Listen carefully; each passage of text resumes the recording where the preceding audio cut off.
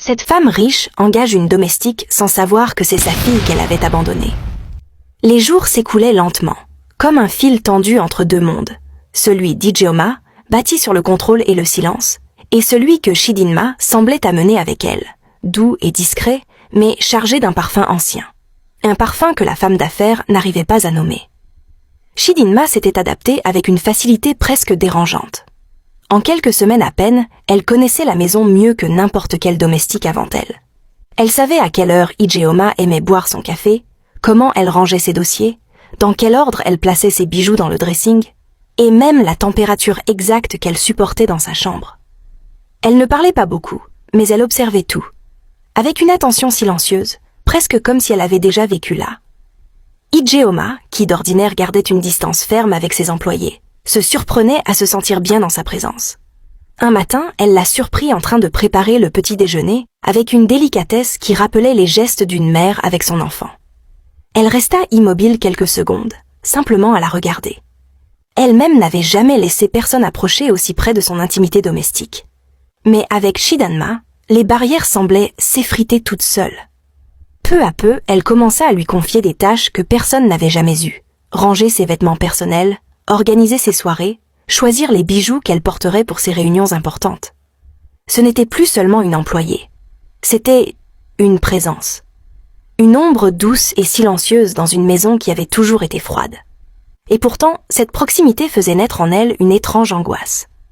Certains soirs, lorsqu'elle la croisait dans les couloirs, elle avait l'impression de revoir un fantôme. Cette façon de marcher, la douceur dans les yeux, ce léger pli sur le front lorsqu'elle était concentrée, tout cela lui rappelait quelque chose qu'elle n'osait pas encore nommer. Mais le véritable basculement arriva un soir d'orage. Ijeoma travaillait dans son bureau, entourée de dossiers et d'écrans lumineux. La pluie battait contre les vitres. Au loin, une voix s'éleva, douce, pure. Chidinma fredonnait encore cette berceuse. Cette fois, elle ne se contenta pas de l'écouter depuis son bureau. Elle se leva lentement, le souffle court, comme attirée malgré elle. Elle marcha à pas feutrés dans le couloir assombri, guidée par la mélodie. Elle la trouva dans la cuisine, debout près de l'évier, les mains plongées dans la mousse, les yeux perdus dans le vide, comme dans une transe légère. La jeune femme ne remarqua même pas qu'on l'observait. La pluie tombait fort dehors, et l'éclairage chaud de la pièce baignait la scène dans une lumière dorée. Ijeoma sentit quelque chose se fissurer en elle. Cette chanson, ces gestes, cette sérénité, tout cela appartenait à un passé qu'elle croyait mort. « Chidinma », dit-elle d'une voix basse. La jeune femme sursauta légèrement et se retourna, confuse. « Oui, madame. Cette chanson, tu la connais depuis toujours ?» Elle hésita un instant, puis hocha la tête. « Ma mère me la chantait chaque soir quand j'étais petite. Elle disait que ça portait bonheur. » Le cœur d'Ijeoma manqua un battement. Elle voulut répondre, poser des questions, mais aucun mot ne sortit. Elle se contenta de la fixer un moment avant de faire demi-tour lentement, le visage vidé de couleur. Cette nuit-là, elle ne trouva pas le sommeil. Allongée dans son immense lit, les yeux fixés sur le plafond, elle revoyait la maternité. Elle revoyait ce petit corps qu'on avait arraché de ses bras. Elle revoyait l'infirmière, Ngozi. Et cette chanson, la chanson qu'elle avait chantée à son bébé la première et unique nuit passée ensemble. Le lendemain, elle ne dit rien à personne. Mais elle observait, elle écoutait. Chaque mot, chaque geste de Chidinma devenait un indice. La gouvernante, elle aussi, avait remarqué quelque chose d'étrange. Elle confia à Grace un matin. « Cette fille, elle n'est pas comme les autres. On dirait qu'elle connaît cette maison depuis longtemps. » Grace, qui connaissait Ijeoma mieux que quiconque, fronça les sourcils. « Fais attention à ce que tu dis. Madame n'aime pas les histoires. » Mais même elle, au fond, sentait cette présence inhabituelle. Cette fille était différente. Dans les jours qui suivirent, Ijeoma surprit Chidinma dans son bureau en train de ranger des dossiers qu'elle n'avait jamais laissé personne toucher auparavant. Elle voulut la réprimander. Mais au lieu de cela, elle resta silencieuse, troublée par cette confiance qu'elle semblait lui accorder sans s'en rendre compte. Et c'est alors que, pour la première fois depuis des années, Ijeoma ressentit une chose étrange. Pas du pouvoir, pas de colère, mais un attachement qu'elle n'arrivait pas à expliquer.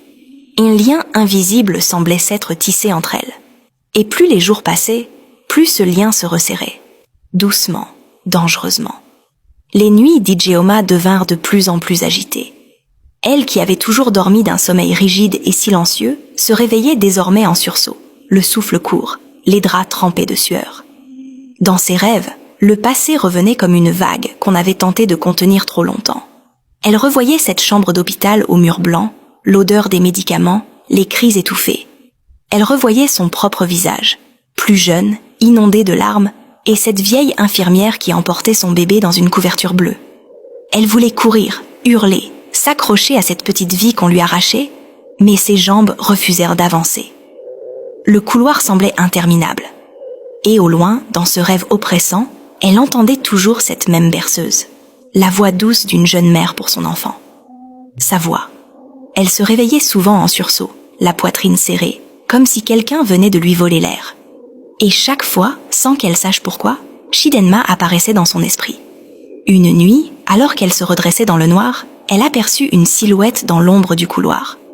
Ce n'était qu'une domestique qui passait, mais l'image lui rappela étrangement le souvenir de Ngozi, l'infirmière, celle qui avait tenu son bébé pour la dernière fois. Les jours suivants, cette impression étrange devint une obsession silencieuse. Elle observait Chidinma sans se l'avouer.